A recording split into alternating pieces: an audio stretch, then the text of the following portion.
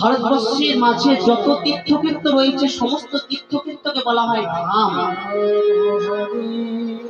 কিন্তু নবদ্বীপ আর বৃন্দাবনকে বলা হয় শ্রীধাম।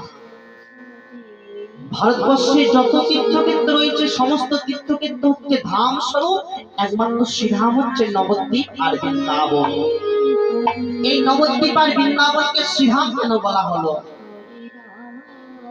কারণ এই শ্রীধাম নবদ্বীপ আর শ্রীধাম বৃন্দাবনের মাঝে ভগবান সরাসরি অবতীর্ণ হয়েছিলেন, তাই এই দুটি তীর্থক্ষেত্র শ্রীধামে পরিণত হয়েছিল। আর যত তীর্থক্ষেত্র রয়েছে সমস্ত তীর্থক্ষেত্র বলা হয় মা ধাম স্বরূপ। কেন ধাম স্বরূপ? না, এই ধামে ভগবানের পারিষদ মণ্ডলী তারা এসেছিলেন, তাই এই সমস্ত তীর্থক্ষেত্র ধামে পরিণত হয়েছে। তাই গৌর হরি বললে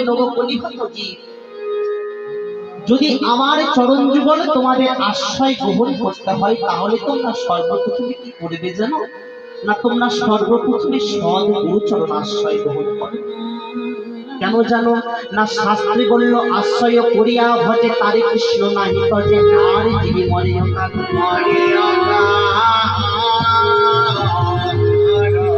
সদ্গুরু চরণে যদি কোনো জীব আশ্রয় গ্রহণ করে মা, তাহলে কিন্তু সেই জীবের পারে যাওয়ার ভয় থাকে না। যে জীব গুরুচরণ আশ্রয় গ্রহণ করে সে জীবের কিন্তু পারে যাওয়ার ভয় থাকে না। তবে আমাদের জানতে হবে মা, যদি দীক্ষা নিতে হয় গুরু কিন্তু আমাদের চিনে নিতে হবে। শাস্ত্রে একটা কথা রয়েছে যে গুরু করবে জেনে আর প্রসাদ মারবে টেনে। হরে কৃষ্ণ হরি বল। গুরু কিন্তু আমাদের জেনে করতে হবে, আগে আমাদের জানতে হবে